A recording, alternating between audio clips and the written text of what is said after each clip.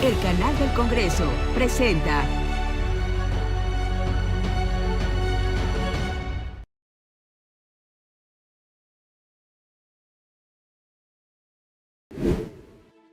Qué gusto saludarlos en este año 2025. Soy Rina Musali y estamos listos para compartir con ustedes un programa sobre el acontecer internacional y sus impactos para México. El día de hoy ponemos toda nuestra atención en los pocos días que nos hacen falta para atestiguar un cambio en el inquilino de la Casa Blanca, la despedida de Joe Biden y el regreso de Donald Trump en este segundo mandato. Pero ¿cómo debemos de interpretar el legado de Joe Biden? ¿Cuáles son las luces y sombras que dejó en materia política, económica y de relaciones con el mundo? ¿Qué debemos de esperar de Trump en estos 4 años? El próximo presidente que ya no puede optar por la reelección, les pido por favor que me acompañen.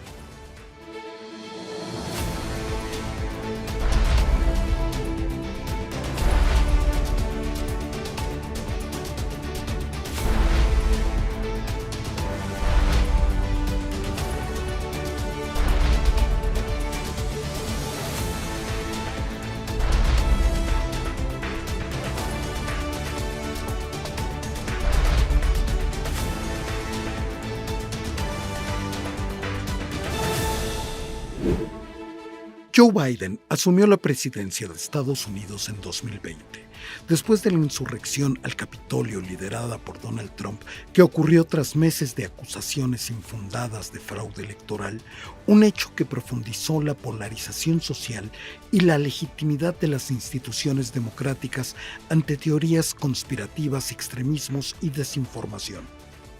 En este tiempo, la agenda demócrata estuvo centrada en revertir políticas clave de la administración trumpista y abordar desafíos urgentes como la pandemia, el cambio climático y la economía.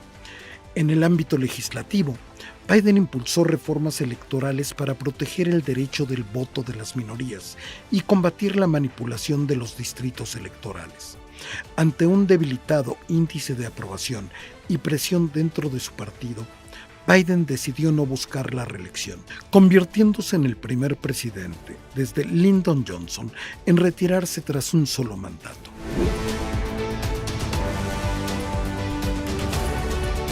Joe Biden se despide de la Casa Blanca después de 4 años de gobierno y el mundo está esperando el regreso de Donald Trump. Pero ¿qué podemos esperar de Donald Trump y cuál es el legado que deja Biden en materia política, económica y de relaciones con el exterior? Nos acompañan desde la antigua sede del Senado Edgar López Vallejo, él es representante del Partido Demócrata en México. Bienvenido, Edgar. Gracias.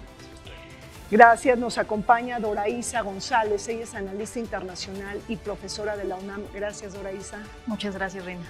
Y nos acompaña también el doctor Alejandro Martínez, él es profesor de la UNAM y también profesor de La Salle. Muchas gracias por la invitación. Alejandro, el legado de Joe Biden en materia sanitaria, porque le toca a él el COVID, pues deja una serie de sinsabores, luces y sombras, elogios y críticas, pero ¿qué interpretación política le das a cómo enfrentó la pandemia? A mí me gustaría contextualizar primero que el proceso electoral que lleva Biden a la presidencia se da en plena pandemia, incluso todavía no habían circulado las vacunas. Incluso muchas personas no deciden ir a las urnas, sino mandar su voto a través de correo, que eso traerá mucha polémica al momento de hacer el conteo final.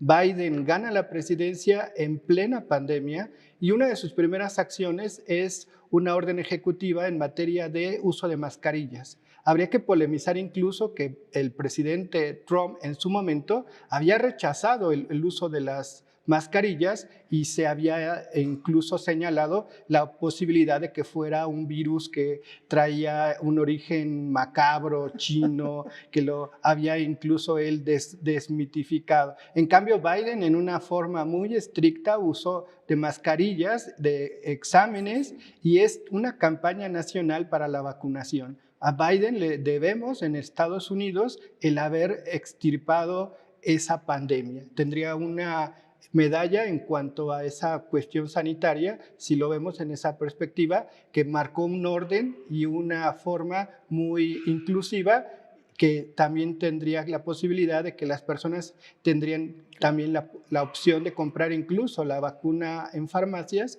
para llevar a cabo ese proceso de vacunación. Edgar, pero también se apunta a una otra medalla en cómo recuperar la economía tras la emergencia sanitaria. ¿Cómo está ahí tu interpretación?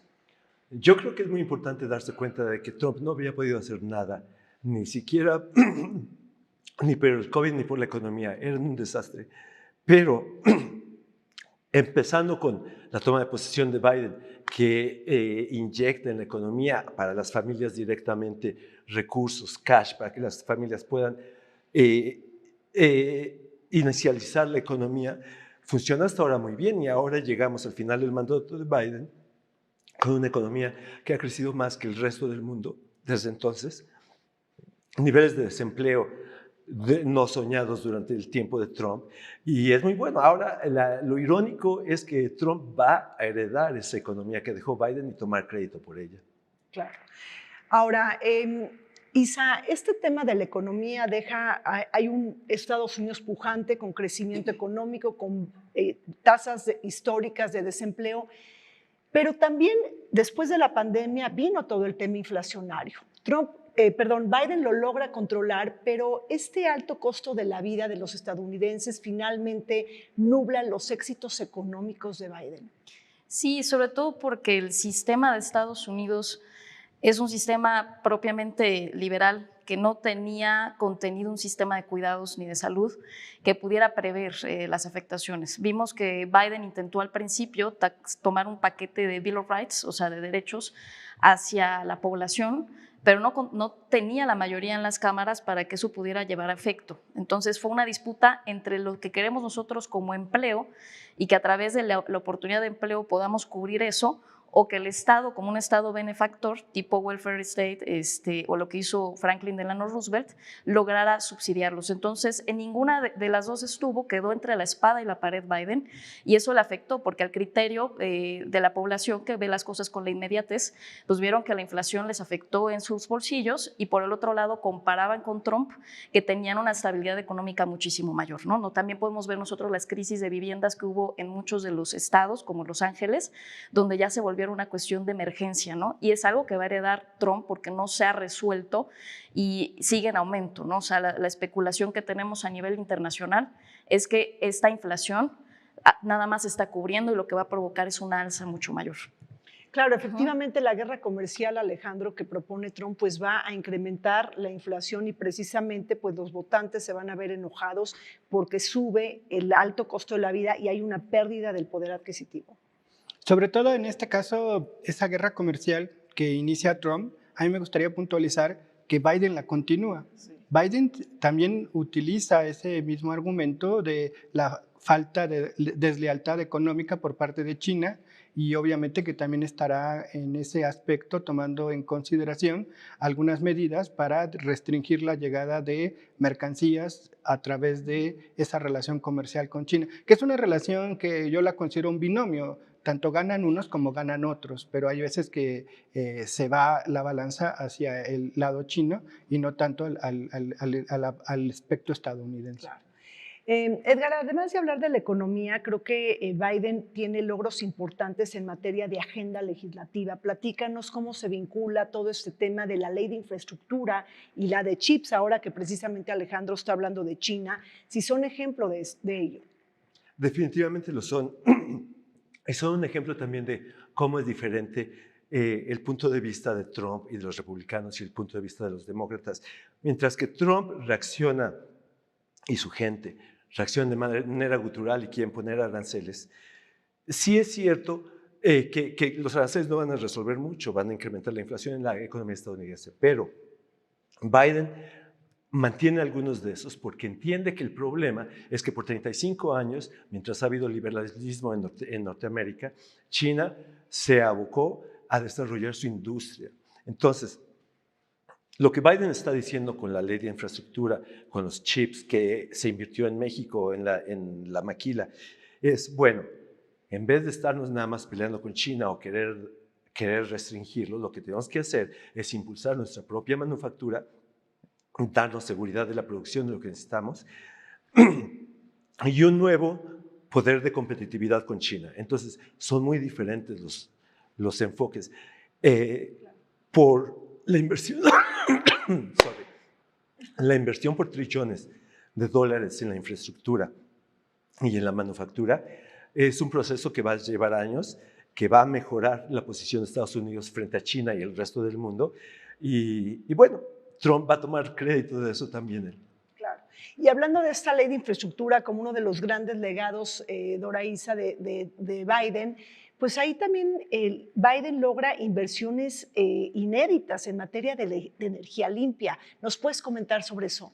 Sí, pues hicieron una inversión de calculado de 370,000, bueno, hablamos de millones, en la que buscó que parte de la infraestructura que estaban en muchos de los estados, sobre todo hablando de California y estas entidades que ya gestionaban parte de estas ideas o clústeres, pudieran impulsarse, pero no alcanza a verse el resultado y ese es un tema que se debe pensar cuál va a ser el giro que le va a dar Trump. Porque Trump ya ha hablado en muchas ocasiones de que el cambio climático pues, es una invención, ¿no? Pero por el otro lado tenemos a una de sus grandes manos derecha y gran inversor que es Elon Musk. Elon Musk va a ser parte del gobierno, va a gestionar esa idea de modernidad y entonces va a tomar parte de esas ideas y que considero va a desmantelar para ponerle su propio nombre, ¿no? O sea, no va a decir que es el fondo que Biden ya aprobó, sino que le dar otro enfoque quizá metido en la tecnología de la información, en el tema aeroespacial, en la idea de electromovilidad, para que se adjudique esa idea o esa estrella, ¿no? Por otro lado, creo que en este tema de infraestructura hay un tema pendiente y es la prioridad que ellos buscan con el nearshoring. El nearshoring es conveniente a ellos siempre y cuando tengan ventajas competitivas con la frontera, hablando con México. Por supuesto que es un tema que vamos a tocar, pero hay que recordar, importante para la audiencia que nos acompaña al canal del Congreso, que Trump se sale del Acuerdo de París hablando del combate al calentamiento global y al cambio climático, y luego Biden lo regresa. ¿Y ahora qué va a hacer Trump? Es decir, estaríamos esperando, Alejandro, nuevamente pues negar el calentamiento global y decir perforar, perforar y perforar, y volverse a salirse inclusive de las COPs. Efectivamente, la negociación del Acuerdo de París lo hace Obama y Biden era su vicepresidente. Cuando Trump gana la presidencia, después de Obama, una de sus primeras acciones es retirarse del acuerdo. Habría que señalar que en derecho internacional existe esa posibilidad de que un Estado puede ingresar o salir de un tratado internacional. Biden regresa en el 2021 al Acuerdo de París y los compromisos en materia de disminución de gases de efecto invernadero los vuelve a retomar Estados Unidos.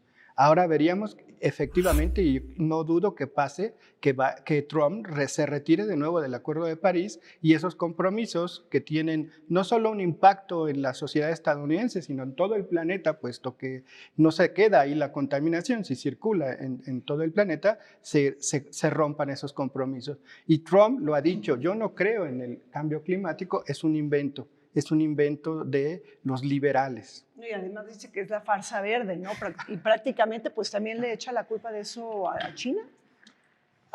Mira, yo creo que en esto, cuando nosotros estamos buscando guías para saber cómo va a pasar la cosa realmente, yo diría que si nosotros pensamos en lo que había dicho Isa, todo el cambio que va a hacer Elon Musk hacia lo aeroespacial, hacia los vehículos eléctricos, eso es otra manera de decir que Elon Musk va a canalizar la inversión del Estado hacia sus propios negocios.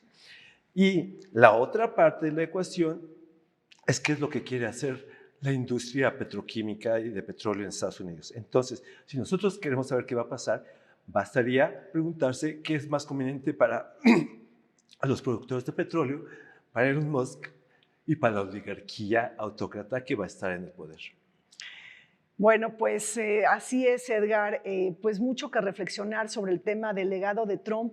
Y ahí me gustaría comentar, Alejandro, Dora Isa, Biden de alguna manera buscó unificar y gobernar para todos. Y ese instinto unificador pues siempre chocó con esta polarización política y con estos extremismos.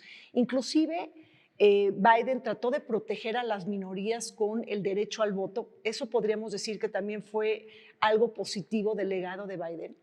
Sí, buscó y procuró que los derechos de ciudad, los derechos del último siglo fueran posibles. Creo que va a seguir siendo una cuota del Partido de los Demócratas, y más ahorita que son minoría, pues estamos hablando que las primeras minorías tienen que ser su valor adherente, sobre todo en las cámaras y los congresos y los estados. Y en el caso de Trump, pues tiene una forma muy simplista de verlo, ¿no? Donde tienen varias ideas calvinistas ahí puestas en telón, más otros temas, pero sí podemos considerar una cosa, que en un esquema de realpolitik, pues el valor de lo que representa el comercio y los intereses va a superar eso, ¿no? Porque aparte tiene un reto Trump, lograr esa seguridad y certeza que busca la población. Claro. Alejandro, pues hemos hablado de algunos éxitos de Biden, de parte de su legado, pero bueno, pues todo presidente también tiene fallas, tiene asignaturas pendientes. ¿Dónde colocarías pues estos grandes errores de Biden? En el ámbito interno, considero que la falta de decisión política al momento de pensar en una posibilidad de reelegirse o dar la oportunidad a que alguien más hiciera su carrera para buscar la candidatura del Partido Demócrata y posteriormente competir. Habría que puntualizar en este aspecto que Trump nunca dejó de hacer campaña.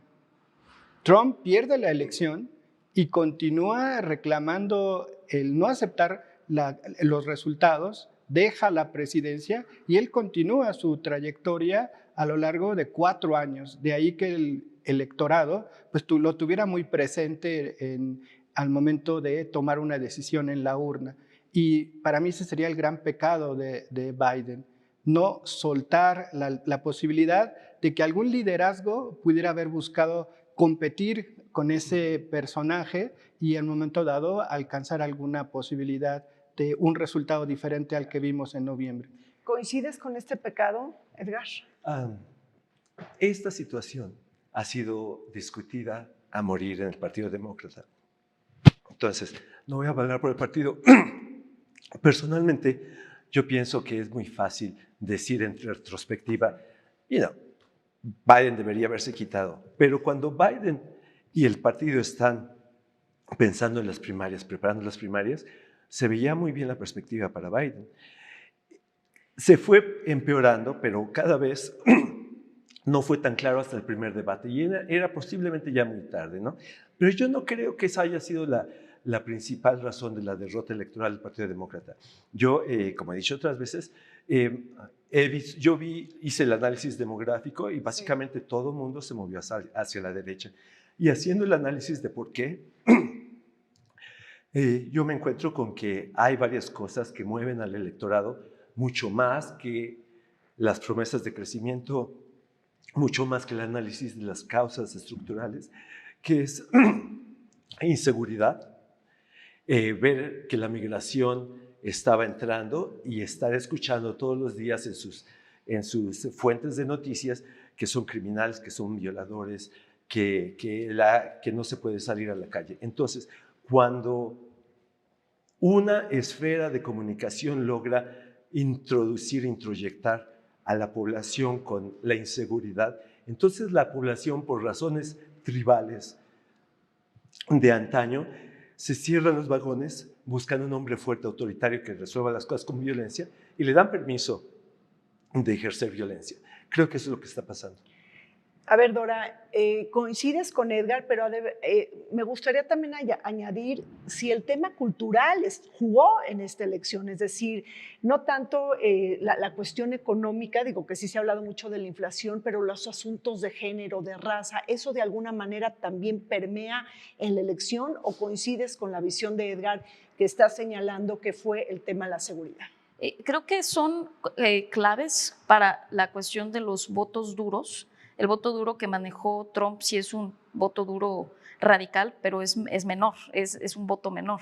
Como también en el caso de los demócratas es el voto de las personas de color. Pero yo creo que fue clave aquí y es el tema contradictorio que pareciera de este lado, el voto latinoamericano. De los latinos que ya viven en Estados Unidos fue clave en muchos de los comicios, sobre todo en los estados cónclave, que define o mueve la balanza para allá, más las mayorías que coincidiendo, pues por una cuestión de seguridad. Aquí se privilegió la seguridad a la libertad ante una situación de crisis, y el discurso del enemigo, que es el discurso que se va a mantener, el enemigo para excusar y resguardar a la casa, ¿no? Y va a ser un reto y el desafío poder mantener ese discurso, porque es irónico, también estamos viendo, por ejemplo, que Kennedy quedó en el Ministerio de Salud, ¿no? Un personaje como él, o que puso la clase de personas que está poniendo en el Departamento de Estado. Sí, o sea, claro, está jugando todas sus fichas, porque él sabe que ya es su última, sí, pero está jugando todas sus fichas para mantenerse en la historia en un discurso de un Estado, de una razón de Estado completamente. Alguien que se dedica al orden y a prevalecer en cuanto a sus costumbres y a su sociedad. Y ese va a ser el desafío de ambos partidos y de la nación, ¿no? Y del mundo. Claro, si yo pudiese añadir muy rápidamente, es muy importante esto del análisis de los grupos étnicos y junto con la economía. Analizando el voto demográfico desagregado, resulta que la mayoría de los hispánicos y de los negros todavía votaron por Biden, pero por Trump votaron en su mayoría los hombres hispánicos y más hombres negros de los que normalmente votan. Al mismo tiempo, si estamos pensando en la economía, los que votaron por Trump fueron la clase media baja. Los más pobres que habían recibido ayuda de Biden votaron por Biden, y los más ricos que entienden de economía votaron por Biden. Entonces, estamos viendo lo que pasa con el electorado cuando uno está asustado, cuando le dicen a los, por desgracia, demasiados machos entre nuestra gente que pues, ser macho está bien, ser violento está bien, que es la manera de resolver las cosas. Esto es lo que pasa. Alejandro, ¿qué piensas? También estaría importante el tema de género, en el sentido de que el Partido Demócrata postula a Kamala Harris, y obviamente que por el otro lado tenemos al ejemplo del macho violento, supremacista, y en el perfil de la abogada Harris, pues tenemos a una mujer de extracción de padres migrantes. Obviamente que era la antítesis del otro candidato. Y yo también pondría el punto en el tema de género, tomando en consideración el voto masculino de familias conservadoras prevaleció sobre el voto femenino, que en un momento dado podríamos haber pensado que se iba a desagregar. El hombre votando por Trump y la mujer votando por Kamala. No se dio ese fenómeno. La familia votó entera por Trump. Claro, y además, entre las mujeres blancas, la proporción que votó por Trump fue la gran mayoría, que fue muy, muy cercana a la de 2020, pero no a la de 2016. Y las mujeres latinas, las mujeres hispánicas, sí se movieron hacia Trump. Esto quiere decir que en el cálculo de las mujeres latinas, la seguridad e incluso el soporte del macho violento cuenta todavía más que la libertad. Bueno, pues ahí tenemos algunas explicaciones de lo que ha pasado en la escena política en Estados Unidos. Ya estamos a pocas semanas de que Donald Trump regrese a la Casa Blanca. Vamos a una pausa, volvemos.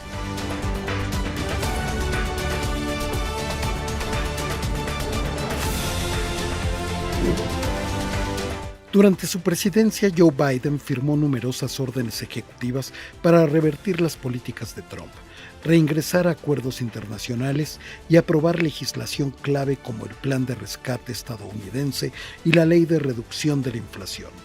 Estas iniciativas abordaron la pandemia, cambio climático, infraestructura, salud y reforma fiscal, aunque enfrentaron críticas y bloqueos por parte de republicanos en el Congreso. En política exterior, priorizó alianzas, sancionó a Rusia por invadir Ucrania y apoyó a Israel en su conflicto con Hamas, pero la caótica retirada de Afganistán y divisiones internas lo debilitaron.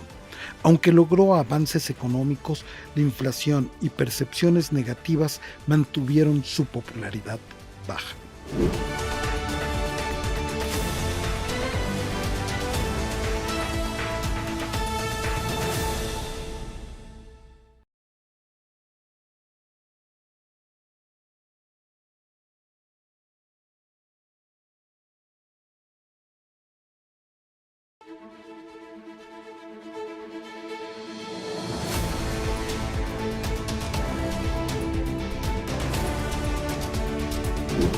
La catarsis pandémica del COVID-19 puso en jaque la presidencia de Biden y la gobernanza sanitaria de la potencia mundial. Bajo su administración se aprobó el Plan de Rescate estadounidense, un paquete de $1.9 billones para enfrentar la emergencia sanitaria, que incluyó pagos directos, beneficios de desempleo ampliados y fondos para la salud. La economía creó más de 13 millones de empleos. Se aprobó la Ley de Infraestructura Bipartidista para construir carreteras, puentes, transporte público, banda ancha y energía limpia. Y a su vez se aprobó la Ley de Chips y Ciencia para fortalecer la producción de semiconductores y otras tecnologías clave a propósito de reducir su dependencia de China. Sin embargo, Biden recibió una estrepitosa derrota política el 5 de noviembre del 2024. Cuando Trump ganó el colegio electoral, el voto popular, la mayoría en la Cámara de Representantes y Senado, y más de una veintena de gubernaturas estatales.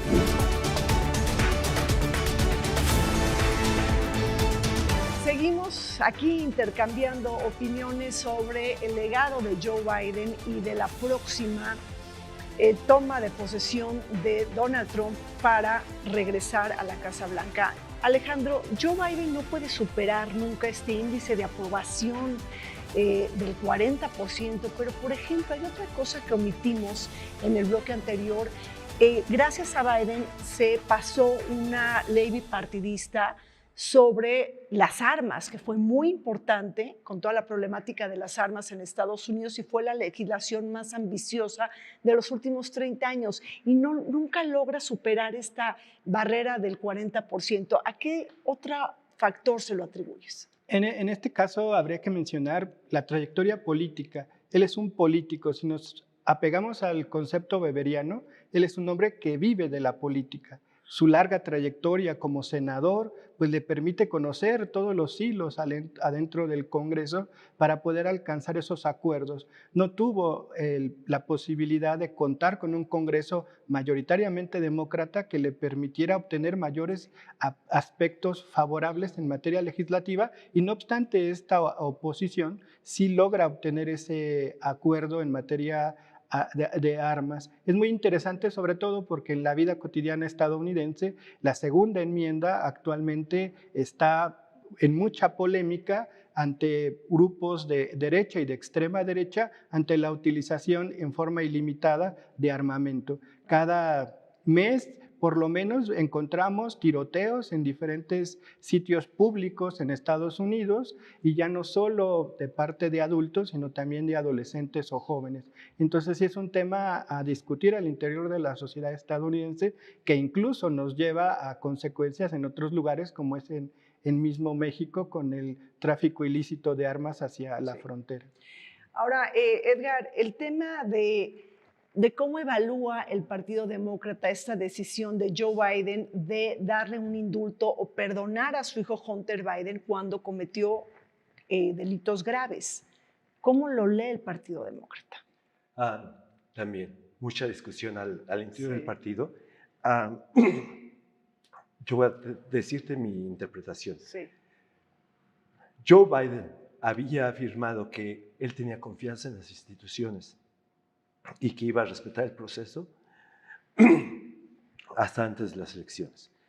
Pero Trump hizo campaña todo el tiempo sobre the weaponization, como no sé cómo se dice, la instrumentalización del Poder Judicial en contra de sus enemigos, los periodistas, los políticos, los burócratas. Y si yo me pongo en el lugar de Biden después de que gana Trump en la elección y queda claro con quien está poniendo en el gabinete que no se trata de gente seria, no se trata de gente institucional, se trata de gente que va a instrumentalizar todo el poder del Estado por una revancha política, también debemos considerar que Biden no es solamente el presidente, Biden es un padre. Y ser un padre desde el fondo del corazón y la naturaleza humana es muy importante aquí, porque lo que Biden está viendo, yo me imagino, es que a su hijo lo van a agarrar de piñata para una revancha política y ya no hay ninguna garantía de que las instituciones se van a mantener como deben mantenerse. Entonces, yo no soy padre, yo no tengo hijos, entonces yo no puedo juzgar a Biden desde ese punto de vista, pero si yo lo tomo en consideración, yo lo entiendo. ¿Tú lo entiendes, Dora Isa? Pues desde la trinchera política sí fue algo que generó muchos efectos. Los hubieras no existen, ¿no? Pero entre las imposibilidades y las posibilidades, creo que el momento oportuno de poderse retirar, o sea, y el no poderlo realizar, refleja una cierta dificultad institucional en los procesos dentro de los partidos. Y creo que son parte, o sea, llegaron a un punto en donde requieren cierta evolución, porque lo que estamos viviendo en el mundo va a tal velocidad con los efectos que hay, que nos vemos como en un periodo entre guerras, que pareciera que quedan muy atrasados los partidos y las instituciones para responder a ellas. Y creo que en todo mundo se requiere mayor velocidad de decisión y más pragmatismo en cuanto a las acciones, ¿no? No sé qué tanto eso afectó, por ejemplo, inclusive que Kamala Harris pudiera pasar de ser vicepresidenta a presidenta, ¿no? En una ocasión de reconocer incapacidad no se dio. Qué tan amarrado estaba, no lo sabemos, ¿no? Pero va a ser parte de los acuerdos de transición. Por lo menos ahí va a asegurar que Trump no le van a desfalcar el gobierno cuando él llegue, ¿no? Entonces, es parte de esos atorones que se encuentran, ¿no? Que más allá de ser padre o el contexto que sea, pues generan efectos en las decisiones políticas nacionales e internacionales. Claro, pero Alejandro, aquí Edgar está hablando del Estado faccioso prácticamente y de la judicialización, bueno, o sea, una toma de decisiones que de alguna manera se politiza. ¿Cómo estás viendo el estatus democrático en Estados Unidos? ¿Hay una degradación de la democracia ahora que Donald Trump toma el poder? Efectivamente, coincido que la falta de trayectoria política de algunos de los propuestos para integrar el gabinete, ya decíamos el tema de Kennedy, que es antivacunas, o la posible secretaria de Educación, que es ha participado en la organización de lucha libre, y obviamente que hay diferentes perfiles, algunos de ellos con una trayectoria destacable como el futuro secretario de Estado, aunque su postura es muy radical en ese aspecto, y sobre todo habría que mencionar que como ganó la elección en el Congreso también el Partido Republicano, todos van a ser aprobados. Ninguno de ellos va a tener alguna oposición al interior del Senado y sobre todo que la voluntad de Trump sería quien dejaría o no al transcurso de ese funcionario, no tanto el poder legislativo. A mí se me ocurre mucho su programa de televisión de Trump, donde despedía a los participantes, algo así se me ocurre que es su gobierno ahora en una versión 2.0. No me contestas lo que yo quiero, te corro y meto a otro personaje. Y así lo hizo en su primer mandato. Sí hay un deterioro de la vida democrática al momento de que un partido radicalizado tiene el control de las dos cámaras, de la presidencia y de buena parte de los estados. Y además no olvidemos la Suprema Corte, y no olvidemos que Biden organizó 2 cumbres sobre la democracia internacional y que esto hizo su política exterior, siempre antepuso el tema de los derechos humanos y sobre todo el principio de la democracia liberal. ¿Así lo ves, Edgar? Yo así lo veo definitivamente. Y este resultado de la elección es un parteaguas en el que el carácter de esta democracia liberal va a cambiar, empezando con el electorado que se movió a la derecha. Y si la democracia, si la democracia en sus instituciones sufrió durante todo este proceso, incluida la campaña, lo que va a sufrir a partir del 20 de enero es que el Estado estadounidense va a ser wholesale, por todas partes desmantelado, ¿no? Cuando vemos a esta gente que han propuesto, la primera reacción es reírse, morirse de risa, ¿no? Pero cuando los pones todos juntos, esto equivale a un desmantelamiento del Estado institucional de Estados Unidos. Y entonces uno se tiene que preguntar, bueno, ¿para qué? Sí, Proyecto 2025, pero ¿a quién beneficia? Seguramente no a la mayoría de los estadounidenses, seguramente no al Estado estadounidense. El único que va a estar muy contento es Putin. Bueno, y en este ejercicio de la autocrítica, ¿qué lecciones debería de estar analizando el Partido Demócrata? Edgar, te lo pregunto, ¿alguna cara visible del liderazgo demócrata? ¿Hay un periodo de duelo? ¿Hay una victoria aplastante prácticamente de Trump, como lo has dicho? ¿En dónde están las grandes inquietudes hoy del Partido Demócrata? Bueno, institucionalmente, de aquí a marzo, hay un periodo de campaña al interior del Partido Demócrata para renovar el liderazgo. Entonces, en marzo va a haber un nuevo presidente. Hay ahorita entre 4 y 6, hasta donde yo supe, personas interesadas. Cada uno de esos tiene una plataforma. La campaña entre estas plataformas de aquí a marzo va a decidir qué es lo que quiere hacer el Partido Demócrata. Sin embargo,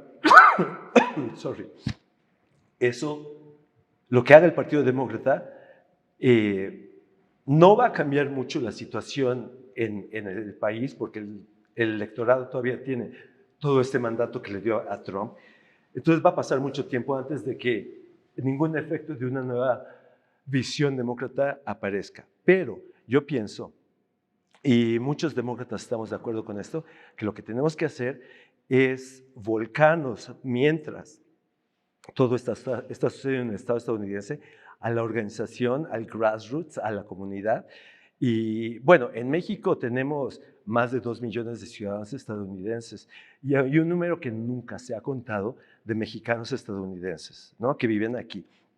Entonces, si nosotros podemos organizar a toda esta gente en un nuevo partido y ayudarnos a sacar nuevos líderes de todas esas comunidades, prepararlos, entonces yo diría, en 4 años les preguntamos a sus comunidades, a esos líderes, ¿a dónde vamos con la nueva plataforma demócrata? Que, por cierto, para mí, cualquier forma nueva de actuar demócrata no debe alejarse de los principios de equidad, justicia, libertad e inclusión. Entonces, yo vi a muchos comentaristas decir, bueno, hay que oír al electorado, y se movió inmediatamente a la derecha en los medios de comunicación. Oí a demócratas, estrategas demócratas decir lo mismo. Yo estoy totalmente en desacuerdo. Yo no me voy a mover a la derecha, yo voy a preparar una nueva organización para que cuando el péndulo se mueva, porque se va a tener que mover después de todas las crisis que va a generar Trump, nosotros estemos listos para aprovecharlo. Y bueno, ¿y cómo ven ustedes el liderazgo de Kamala Harris? ¿Va a buscar la presidencia en 2028 o va a ser gobernadora de California, Isa? Va a ser complicado, creo que aparte le dio mucho, se aventó el tiro ya demasiado tarde y hizo todo lo posible por acercarlo, algo le tiene que dar el partido, ¿no? Entonces, yo creo que van a buscar consolidar los estados, porque el estado al fin y al cabo es prioridad. No es lo mismo que estar en el legislativo, en un otro, porque tienes una caja que proteger, ¿no? Un lugar donde tienes operatividad territorial. Y la otra es que reconfiguren al partido, ¿no? Y en algún momento le den una posición distinta, ¿no? Pero sería algo que se discutiría de la mano con los Obama, porque también son un perfil que están ahí, como los Clinton, o sea, son cabezas que juegan dentro de este ajedrez, y al fin y al cabo lo lento o rápido que se haga va a depender de estos grupos y cómo se acelere, ¿no? Pero pues una estrategia que yo creo que va a ser conveniente, porque el federalismo va a ser importante para estas cosas, es que los partidos locales los fortalezcan. El Trump sabía de la lentitud del Partido Republicano y se hizo de sus facultades externas, que inclusive le provocaron disputas en el propio Partido Republicano, hasta consiguiendo liderazgos fuera de él. Supo que ya dentro del partido era muy lento y entonces empezó a hacer otro tipo de estrategia. De la misma manera, el Partido Demócrata tiene que buscar algo así, porque tenemos que ir a otra velocidad y un contacto distinto con la población. Y no irnos con una ideología fija, sino algo fundamental. Aquí el que ganó es el voto por la seguridad. Es más, cada vez que le preguntaban de la cuestión de los derechos, o lo que en algún momento dijo también el cambio climático, lo omitía, ¿no? A excepción de que los migrantes comían perros, eso sí lo dijo, pero de lo demás no. O sea, trataba de darle la vuelta y omitirlo en los estados clave, porque él se basaba en esto, en el héroe que le dispararon en la oreja, sobrevivió y que iba a hacer todo por el país, ¿no? Eso fue lo que prevaleció, eso fue lo que ganó. No los que gustaban o les preocupaba eso, ¿no? Sino que él les daba una certeza, ¿no? Y es lo que tiene que buscar el partido, más allá de irse con una ideología en específico. Bueno, permítanme hacer un corte, regresamos.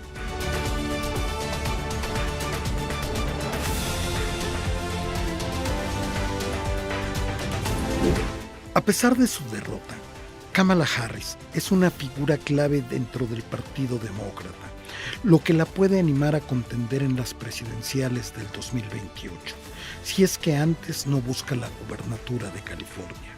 Otros nombres que emergen incluyen a gobernadores como Tim Walz de Minnesota, Gretchen Whitmer de Michigan, Gavin Newsom de California o Wes Moore de Maryland, entre otros, Tammy Duckworth, Raphael Warnock y Chris Murphy. Tampoco se descartan figuras progresistas como Alexandria Ocasio-Cortez, con el reto de reconstruirse tras un ciclo político adverso y una derrota aplastante por parte de los republicanos. Los demócratas tendrán que redefinir su rumbo para enfrentar la segunda era trumpista.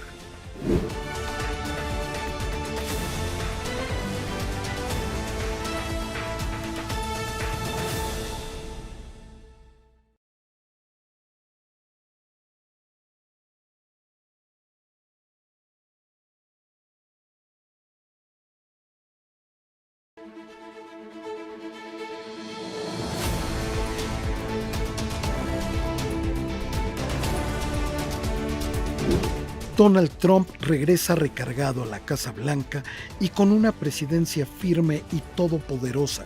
Su política de fuego y furia, asentada en su nativismo, unilateralismo e invectiva antiglobalizadora, contrasta con la desplegada por Joe Biden, quien basó sus relaciones con el mundo bajo los pilares del diálogo, multilateralismo, así como en el reforzamiento de las alianzas geopolíticas y estratégicas con países amigos y aliados. El regreso de Estados Unidos al multilateralismo se ejemplificó con el retorno de Washington al Acuerdo de París, la Organización Mundial de la Salud y la recomposición de los acuerdos con la OTAN y la Unión Europea. Un legado que deja el presidente Biden, pero que se contrapone a las críticas que se le han propinado en materia de política exterior, su retirada fallida de Afganistán y los reclamos a la gestión de la guerra Rusia-Ucrania e Israel-Hamás.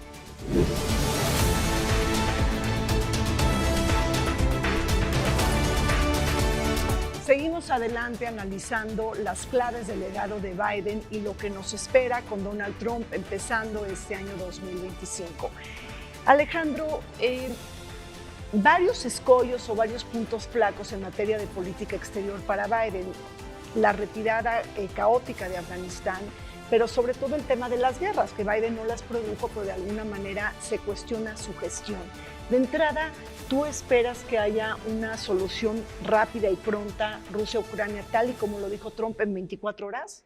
Lo que pasa es que la postura de Biden durante el inicio del conflicto en Ucrania fue en apoyo al opositor, a Putin, al presidente Zelensky. Y en ese aspecto lo ha declarado muchas veces Trump, en el sentido de que él no hubiera llevado ese apoyo y la guerra obviamente que hubiera tomado otro matiz.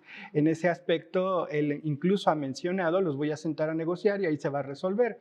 Sobre todo en la mesa de la negociación va a estar la soberanía ucraniana y la no intervención de la OTAN o también de la Unión Europea. Un contexto completamente diferente. La postura de Biden, recordemos, antes de la invasión de Rusia, Biden había declarado varias veces, hay una movilización de tropas, los servicios de inteligencia me han dicho que hay una movilización de tropas, todo negado por la parte rusa, y vemos que el 24 de febrero de hace 2 años se da la invasión. Obviamente que la tensión en la Europa Oriental fue muy fuerte y la participación de varios países europeos y de otras regiones apoyando a Zelensky han sido lo que ha prolongado la guerra. Obviamente que con un nuevo liderazgo, pues las condiciones van a ser muy, muy diferentes y obviamente que sobre la mesa estará quién se lleva la soberanía ucraniana.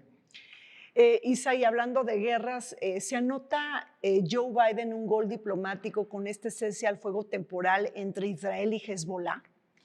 Pues creo que fue de cortesía. Ya para cerrar y que por lo menos hubiera algo, dices, bueno, pues hay que dejarlo más o menos bien, ¿no? Mientras tanto, fue Creo que en Porque Estados ni siquiera Unidos... han cesado las hostilidades, Sí, ¿correcto? Exacto. dejaron ahí una circular de corredor neutral y eso sabiendo que Trump pues, efectivamente no va a soltar el dedo del renglón en decir que Jerusalén es de Israel, ¿no? Y creo que va a terminar, si sigue así la escalada, de ocupar el territorio Israel, pero también va a provocar algo entre líneas de Samuel Huntington en Choque de las Civilizaciones. Va a hacer que haya un choque muy fuerte entre la comunidad musulmana e Israel y creo que pues muchos países externos van a tomar ventaja de ese conflicto, ¿no? Creo que sí puede acabar de la noche a la mañana teniendo uno la propiedad, pero no el dominio en Ucrania, pero acá se va a avivar el conflicto más el Pacífico, ¿no? Ese es lo que considero. Entonces, pues fue un acuerdo neutral de momento y que pues eso sí lo vimos en los debates, ni los demócratas ni los republicanos tenían una postura que pudiera decir pro-Palestina, ¿no? Todos eran en un tema de Israel o no decimos que estamos con Israel, nada más les pedimos que le bajen al fuego o sean más moderados, ¿no? Pero no era un contra. Entonces eso es interesante porque hay una contradicción con la sociedad estadounidense que hasta los mismos judíos estuvieron en contra, ¿no? Claro. Ahora, Edgar, de Medio Oriente, vayámonos a México. Bueno, pues hagamos este cambio de mentes. México y Estados Unidos tienen una relación muy conflictiva y lo tuvieron en estos últimos 4 años. ¿Qué piensas a bote pronto de esta relación que tuvo Biden con México? Yo creo que fue una muy buena relación. La diferencia entre Trump y entre Biden es que Biden reconoce la soberanía de México y dice, bueno, México que haga lo que quiera, podemos colaborar, queremos ser socios a nivel norteamericano y podemos serlo, podemos crear una comunidad que en términos de tecnología, inversión, etcétera, funcione, seguridad. Yo he visto algunos mexicanos que se quejaban porque Biden no le había apretado las tuercas al gobierno mexicano. Yo digo, de eso se trata la soberanía y yo le agradezco a Biden que lo haya hecho así. No va a ser de esta manera con Trump, ya lo vimos en el primer periodo, pero como sociedad nos podemos organizar para resistir. ¿Coincides con esta visión, Alejandro? No me voy tanto al extremo. Yo considero que sí el Partido Demócrata, con el control del Congreso, tomará la decisión de que las organizaciones delincuenciales mexicanas serán catalogadas como terroristas. El Partido Republicano, que tiene mayoría en las 2 cámaras, Trump y varios de sus designados posibles secretarios, el de Defensa, el de Estado, tienen esa mentalidad, el asesor de Seguridad Nacional también. Bueno, ya viste a quién propone para estar en el Pentágono, es un conductor de Fox News. Con experiencia en Irak. A ver, Isa, pues interesante este debate. Vamos a meter pues un último tema espinoso, se nos va el tiempo. ¿Renegociación del TEMEC o revisión del TEMEC? Si es revisión, sí genera resultados, provoca modificaciones, pero más bien va a servir de moneda del cambio. Creo que, contrariando a mis colegas, considero que además no estamos tratando con terroristas, sino agentes económicos que se han hecho de sus riquezas por medio de la informalidad y de la ilegalidad. Y si le pones límites, cuando sabemos que también tiene derrama económica ya, puede que ahí haya los riesgos. Y lo otro es que el TEMEC, la Copa Mundial, con ponerle un bloqueo ahí al aguacate, con eso más que suficiente ya para que nos preocupemos de más, ¿no? Entonces, esa clase de cosas creo que van a ser el juego, ¿no? En eso, y que la idea de los microprocesados, las derivaciones de los productos chinos, también va a tener un ajuste. Ya lo vimos nosotros con la última acción que se hizo en el centro histórico.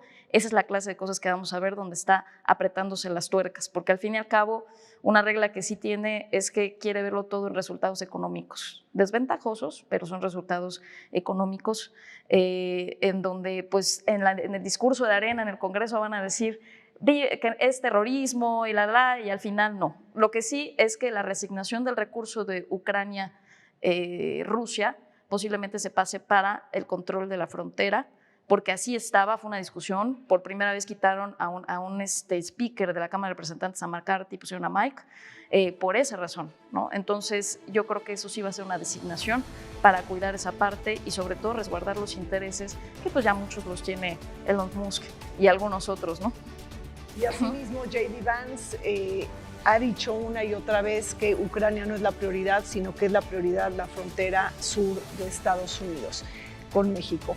Pues muchísimas gracias a Edgar López por haber estado aquí, Alejandro Martínez, Doraísa González, gracias. Vamos un corte, regresamos.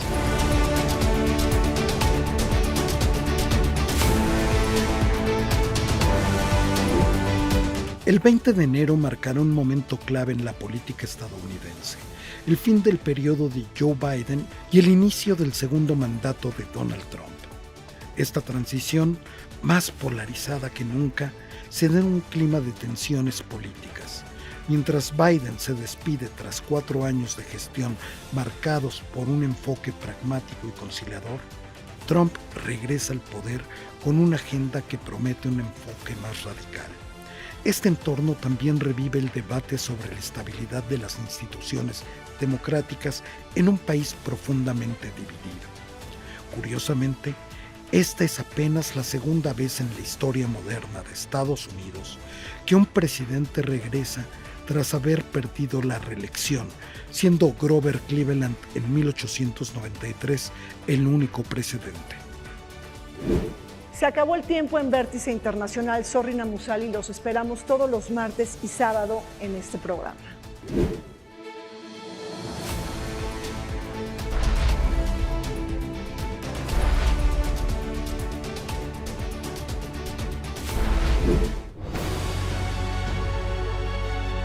El canal del Congreso presentó